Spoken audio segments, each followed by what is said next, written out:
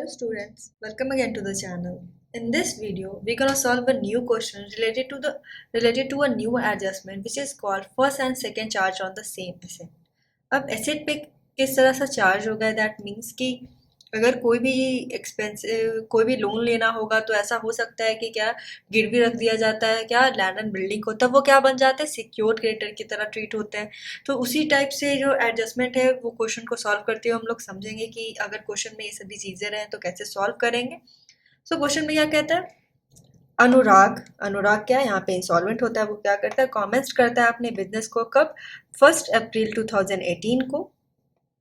कितने कैपिटल के साथ, 50,000 के कैपिटल के साथ। ही बिकम इंसॉल्वेंट, वो इंसॉल्वेंट होता है कब, 31 मार्च 2021 में। ड्यूरिंग दिस पीरियड, इस पीरियड में क्या होता है कि वो सफ़र भी करता है 32,000 का loss. From the following information prepare his statement of affairs and deficiency account. अब यहाँ पे statement of affair and deficiency account बोला गया बनाने के लिए। आई डोंट नो कि स्टेटमेंट ऑफ अफेयर इसमें क्यों यहाँ पे इंक्लूड किया गया इस क्वेश्चन में बुक में। तो अभी का जो सेशन है, जो न्यू बुक्स आ रहे हैं वो किससे रिलेटेड है, नेशनल एजुकेशन पॉलिसी 2021 है, उससे रिलेटेड न्यू बुक्स आ रहे हैं फाइनेंशियल अकाउंटिंग के, जिसमें कि जो इंसॉल्वेंसी चैप्टर है बहुत ही अलग है, बहुत ही चेंज्ड है। और किस बेसिस पे है, इंसॉल्वेंसी एंड बैंकरप्सी कोड कितना, आईबी कोड कितना है 2016, ये जो कोड है उस पे इस चैप्टर को डील किया गया पूरी तरीके से। ये जो न्यू लॉ है वो कब हुआ, 2016 को क्या इंट्रोड्यूस हुआ था। तो इसी बेसिस पे हम लोग स्टेटमेंट ऑफ अफेयर जो पहले बनता था, अब हम लोग क्या बनाते हैं, अब हम लोग यहाँ पे बैंकरप्सीज ट्रस्टीज का फाइनल स्टेटमेंट ऑफ अकाउंट बनाते हैं। जो इसके रूल्स हैं अब वो इंसॉल्वेंसी चैप्टर में फॉलो होते हैं। तो आप क्वेश्चन को जब भी बनाएंगे तो इस बुक से, जो न्यू बुक के सेशन का है, जो नेशनल एजुकेशन पॉलिसी 2020 है उससे रिलेटेड है। तो हम लोग आईबीसी कोड पे इस क्वेश्चन को सॉल्व करते हैं। इसीलिए इसमें हम लोग क्या बनाते हैं, bankruptcy trusted final statement of account prepare करेंगे। बाय द वे यहाँ पे जो आंसर है वो इसी बेसिस पे दिया गया है, इसी अकाउंट के बेसिस पे दिया गया है। तो हम लोग उसी बेसिस पे इस क्वेश्चन को सॉल्व करेंगे और डिफिशियंसी अकाउंट बनाएंगे। तो फर्दर अब क्वेश्चन में हम लोग देखते हैं क्या है। कैश इन हैंड है 2500, स्टॉक क्या है, एस्टिमेटेड टू रियलाइज, मतलब 7500 के जो स्टॉक है वो कितने में रियलाइज हो रहे हैं, 5000 में हो रहे हैं। फिर क्या है, फर्नीचर दिया गया है, फर्नीचर कितने के हैं, 9000 के, बट रियलाइज हो रहे हैं कितने के, 3000 के। लैंड एंड बिल्डिंग कितने के, 42,000 के, बट रियलाइज हो रहे हैं 26,000 के। ठीक है, सनरी डेटा से कितने के, 25,000 के, बट रियलाइज हो रहे हैं 11,000 के। अनसिक्योर क्रेडिटर्स 25,000 है, बस उसमें कितना 4,000 का अमाउंट है वो किसका है, जीएसटी का है। तो जीएसटी क्या होता है, जीएसटी हम लोग किसे पे करते हैं, या तो स्टेट गवर्नमेंट या तो किसे हम लोग सेंट्रल गवर्नमेंट को पे करते हैं। तो ये प्रायोरिटीज वाइज पेमेंट आता है, तो जीएसटी हो गया। फिर क्या है, बिल्स पेबल, बिल्स पेबल क्या होता है, एक अनसिक्योर क्रेडिटर की तरह होते हैं, तो 6,000 हो गए।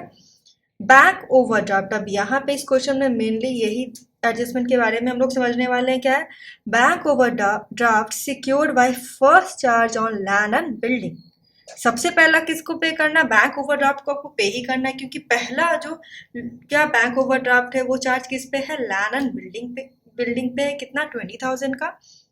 एक से जो लोन लिया गया है, अनुराग ने क्या किया, लोन लिया है किससे, एक से, वो अब क्या करता है, उस पर second charge on land and building है, मतलब वो अपने लैंड एंड बिल्डिंग पे ही वो लोन को लेता है, कितना 10,000 रुपीज का। अब ये तो समझ में आ गया कि यहाँ पे लैंड एंड बिल्डिंग पे दोनों चीज किए गए, बैंक ओवरड्राफ्ट है उसको सिक्योर किया गया है, लोन फ्रॉम एक्स है उसको क्या किया, उसको सिक्योर करने के लिए लैंड एंड बिल्डिंग को ही मॉर्गेज किया गया। फिर है wages due to workman, workman का कितना वेजेस बकाया है, 2,000। फर्दर फिर है bills receivable amounted to 15,000, bills receivable है वो कितना अमाउंट करता है, 15,000 का करता है। और which bills of 10,000, 10,000 were discounted from the bank, ठीक है, which are accepted to rank 2,000। ये भी बता दिया है कि बिल्स डिसऑनर्ड भी हो गया है, डिस्काउंटेड होने गया है, तो और कितना एक्सपेक्टेड है कि रैंक होगा, कितना सिर्फ मिलेगा, वो मिलेगा 2,000 रुपया। मिस्टर अनुराग अंडरटूक ए कॉन्ट्रैक्ट, उसने क्या किया, फर्दर उसने कॉन्ट्रैक्ट भी लिया विच ही कुड नॉट कंप्लीट, उसे वो कंप्लीट नहीं कर पाता है। एंड एक्सेप्टेड दैट 7,000, सिर्फ 7,000 will have to be paid as damage for not completing his contract. वो अपना कॉन्ट्रैक्ट कंप्लीट नहीं कर पाता है और सिर्फ 7,000 ही उसे अमाउंट मिलता है। लोन फ्रॉम वाइफ, यहाँ पे लोन फ्रॉम वाइफ के बारे में भी बोला गया। पिछले क्वेश्चन में हम लोगों ने इस वाइफ लोन के बारे में डिस्कस किया था, इसीलिए आप पिछला क्वेश्चन भी, पिछला वीडियो भी आप लोग प्रेफर करें, उसे भी देखें। उसमें कुछ पॉइंट्स भी हमने डिस्कस किया था और पॉइंट आउट भी करवाया था। ठीक है, तो लोन फ्रॉम वाइफ कितना है, 10,000 का है, out of which C receive 3,500 rupees.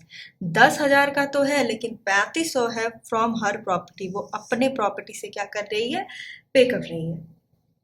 फिर है interest on loan, lastly 500। Interest on loan कितने का है, 500 का है, जो कि ओमिटेड हो गया था रिकॉर्ड करने के लिए, तो इसे भी हम लोग ध्यान रखेंगे। तो ये एक फुल फ्लेज क्वेश्चन है जिसमें कि बहुत सारे एडजस्टमेंट है, उसे हम लोग ध्यान से सॉल्व करेंगे। तो सबसे पहले हम लोग क्या यहाँ पे बनाएंगे, सबसे पहले हम लोग बैंक्रप्सी ट्रस्टीज का final statement of account prepare करेंगे। तो सबसे पहले आ जाएगा रिसिप्ट साइड्स में। तो रिसिप्ट साइड में क्या हो जाएंगे, कैश इन हैंड कितना दिया गया, 2,500 दिया गया। स्टॉक के बारे में कितना बोला गया कि 7,500 के, लेकिन रियलाइज 5,000 के होंगे। फर्नीचर 9,000 के दिए गए थे, 3,000 में क्या हुए, रियलाइज हुए। लैंड एंड बिल्डिंग 42,000 का, रियलाइज कितने का हुआ, 26,000 का। सन्ड्री डेटेड कितने के, 25,000 के हैं, और रियलाइज कितना हुआ है, 11,000 रुपीज। बिल्स रिसेबल कितने के, 5,000 के। बिल्स रिसेबल के बारे में बोला गया था कि 15,000 तो हैं, लेकिन कितना, 10,000 डिस्काउंटेड होने के लिए गया, तो कितना बचा, 5,000 जो अमाउंट है वो सिर्फ बीआर का बचा है, क्योंकि बाकी जो अमाउंट है वो क्या, डिस्काउंटेड होने के लिए गया है, और उससे एक्सपेक्टेड टू रैंक कितना हुआ है, 2,000 रुपीज़ है। तो यहाँ पे हम लोग बिल रिसीवेबल कितना लेंगे, सिर्फ 5,000 रुपीज़ लेंगे। तो यहाँ पे पूरा रिसीट साइड हमारा कितना टोटल होता है, 52,500 का। पेमेंट करेंगे हम लोग, तो सबसे पहला प्रायोरिटी किसका बनता है, पहले तो वो bankruptcy process cost and expenses का बनता है, लेकिन वो यहाँ नहीं है। तो उसके बाद क्या प्रायोरिटीज हम लोग देखेंगे, तो वेजेस ड्यू टू वर्कमैन होते हैं वो, और सिक्योर क्रेडिटर होते हैं वो, उनका प्रायोरिटी इक्वली बनता है। तो वेजेस ड्यू टू वर्कमैन कितना है, 2,000, उसे पेमेंट के लिए लाएंगे। फिर due on land and building, जो बैंक एंड ड्राफ्ट है वो किसके बदले में मिला, ल्यू मतलब बदले में होता है, किसके बदले में मिला, land and building.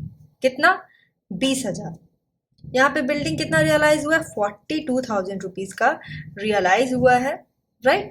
And 20,000 rupees क्या करता है, 20,000 रुपीज है वो क्या, बैंक ओवरड्राफ्ट का जो था उसके लिए चला गया। तो हमारे पास कितना बचा, हमारे पास बचता है 22,000 रुपीज।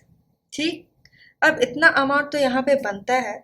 उसके बाद क्या है, loan from x. Loan from x कितने हैं, सॉरी यहाँ पे 42 रियलाइज नहीं होता है, 26 रियलाइज होता है। अगर थोड़ा भी मिस्टेक होगा तो बाकी जो अमाउंट है वो गलत हो जाएगा, तो इस बात का हमें ध्यान रखना है। ये तो इसका क्या अमाउंट है, रियल अमाउंट है, रियलाइज अमाउंट तो 26,000, तो यहाँ पे 26,000 है। तो 26,000 में जो रियलाइज अमाउंट होगा अब उसी से ना होगा, जो भी बेचने पे जो पैसा मिलेगा, जो उसके पास उसका पैसा होगा, उसी पैसे से भी तो वो लोन ले पाएगा उसके बदले में। तो वो क्या करता है, वो बैंक ओवरड्राफ्ट उसका मिलता है कितने का, लैंड एंड बिल्डिंग को लीव करके कितना, 20,000 रुपीज़। तो 26,000 से हम लोग 20,000 माइनस करेंगे तो कितना बचता है, 6,000 रुपीज़ बनता है। बट क्वेश्चन में यहाँ पे क्या बोला गया है कि loan from x secured by second charge on land and building. Land and building पे वो फिर से चार्ज लेने जा रहा है, कितने का, 10,000 का। कितने का, 10,000 रुपये का। लेकिन यहाँ पे अगर हम लोग देखें कि उसका लैंड एंड बिल्डिंग जो बैंक ओवरड्राफ्ट है उतना में ही 20,000 उसका ही ले लेता है, तो उससे बचता है कितना, सिर्फ 6,000 रुपीज़ बचता है। दैट मीन्स 10,000 रुपीज़ है, लेकिन उसमें से सिर्फ 6,000 रुपीज़ है। दैट मीन्स एक्स का लोन 4,000 रुपीज़ वो अदर डेब्ट्स एंड ड्यूज में हम लोग इंक्लूड कर लेंगे, बाकी जितना अमाउंट उतना पे कर देते हैं। तो लोन फ्रॉम एक्स कितना आ जाएगा, उसे देने के लिए, पेमेंट करने के लिए 6,000 रुपीज़ ही सिर्फ यहाँ पे बन पाता है। लैंड एंड बिल्डिंग को क्या करिए, कंसिडर करके यहाँ पे। ये तो हो गया सिक्योर क्रिएटर का पेमेंट हो गया। फिर उसके बाद क्या आते थे, जो भी सेंट्रल गवर्नमेंट और स्टेट गवर्नमेंट का प्रायोरिटी बनता है पे करने का, तो यहाँ पे क्या है, जीएसटी है, 4,000 रुपीज़ उसे पे कर देते हैं। फिर हम लोग देखें तो हमारा कितना, सबको पे करने के बाद कितना अमाउंट बचता है, अगर आप 52,500 में से सभी को डिडक्ट करें तो 20,500 रुपीज़ है वो क्या होते हैं, वो अदर डेब्ट्स एंड ड्यू को पे करने के लिए यहाँ पे बचते हैं। तो 20,500 हो जाएगा। यहाँ पे हमारा ये अकाउंट प्रिपेयर हो जाता है, जिससे कि टोटल लिक्विड अमाउंट कितना होता है, 52,500। अब यहाँ पे तो सब कुछ हो गया। अब डिफिशियंसी अकाउंट बनाना है तो हमें ये भी पता करना होगा कितना का डिफिशियंसी हुआ है, क्या है। तो सबसे पहले क्या करेंगे, जो भी अदर डेब्ट्स एंड ड्यू हैं जिसको पे करना है, अब वो सबका अमाउंट देख लेते हैं और उन्हें एक जगह कैलकुलेट करते हैं। तो वही यहाँ पे है, अदर डेब्ट्स एंड ड्यू का कैलकुलेशन है। तो सबसे पहले यहाँ पे अनसिक्योर्ड क्रेडिटर है 21,000। क्यों? क्योंकि अनसिक्योर्ड क्रेडिटर तो थे तो 25,000 के, लेकिन 4,000 रुपीज़ किसका था, जीएसटी का इंक्लूड था। तो कितना बचेगा, 21,000 रुपीज़, राइट। तो 21,000 रुपीज़ ही किसके, सिर्फ अनसिक्योर क्रेडिटर के। एक्स का लोन अभी हमने देखा कि कितना है, तो 10,000 का, लेकिन सिर्फ सबको पे करने के बाद लैंड एंड बिल्डिंग में कितना अमाउंट से बचता है, 6,000 ही बचता था। तो 6,000 तो वो यहाँ पे पेमेंट हो गया और बचा 10,000 में से 6,000 गया तो 4,000, तो ये एक्स का लोन आ जाएगा। क्वेश्चन में बिल्स पेबल दिए गए थे तो वो भी अनसिक्योर्ड क्रेडिटर है, 6,000 आ जाएंगे। बिल्स डिस्काउंटेड है, 2,000 रुपया क्या हुआ, उससे निकला है, तो 2,000 जो निकला है वो क्या हो जाएगा, ये भी अनसिक्योर्ड क्रेडिटर है। एक कॉन्ट्रैक्ट था, कॉन्ट्रैक्ट वो किया, उसे डैमेज, उस कॉन्ट्रैक्ट डैमेज से कितना मिला, सिर्फ उसे 7,000 रुपीज। ठीक है, फिर क्या है, वाइफ्स लोन। वाइफ्स लोन में कितना दिया गया है, 10,000 रुपीज दिया गया है। उसमें से बोला गया है कि 3,500 ये जो अमाउंट है वो उसने अपने प्रॉपर्टी से दिया गया। तो पिछले जो वीडियो में हमने डिस्कस किया था वो ये था कि जब वाइफ का लोन हम लोग का दिया रहे तो वो सिक्योर और अनसिक्योर की तरह भी होते हैं। ठीक है, अगर क्वेश्चन में ये बोला जाए कि वो स्त्रीधन से पेमेंट हुआ है, मतलब उसके अपने प्रॉपर्टी से पेमेंट हुआ है, दैट मीन्स कि वो क्या होगा, वो जो जब हम इस क्वेश्चन में अगर ये होगा तो हम लोग क्या करेंगे, उसे अनसिक्योर्ड क्रेडिटर की तरह ट्रीट करेंगे। इसीलिए यहाँ पे वाइफ्स का लोन कितना है, 3,500 रुपीज़, ये अनसिक्योर्ड क्रेडिटर। और अदर डेब्ट्स का जो भी क्या होता है कैलकुलेशन उसमें इंक्लूड होता है, तो वाइफ्स लोन यहाँ पे 3,500 होगा। फिर इंटरेस्ट ऑन लोन कितना दिया गया, 500, और टोटल हम लोग करें तो कितना इसका बनता है, 44,000 रुपीज़। इतना अमाउंट है वो क्या है, वो पेबल है, इतना अभी पे करना है, लेकिन अमाउंट पेड करके कितना बचा है, सिर्फ यहाँ पे हमने अभी इसे कंप्यूट किया, कितना बचा है, 20,500। 44,000 है और सिर्फ पेमेंट के लिए बचा 20,500, तो कितने की डिफिशियंसी यहाँ पे बनती है, मतलब कितना अमाउंट है वो पे नहीं हो पाता है, तो डिफिशियंसी बनती है 23,500 का। तो यहाँ पे हमने कैलकुलेशन भी कर लिया, हमें डिफिशियंसी भी पता चल गया। अब लास्टली क्या बनाना होगा, डिफिशियंसी अकाउंट। तो हम लोग वो प्रिपेयर कर लेते हैं। तो यहाँ पे डिफिशियंसी अकाउंट में अगर हम लोग देखें तो सबसे पहले कैपिटल दिया गया था।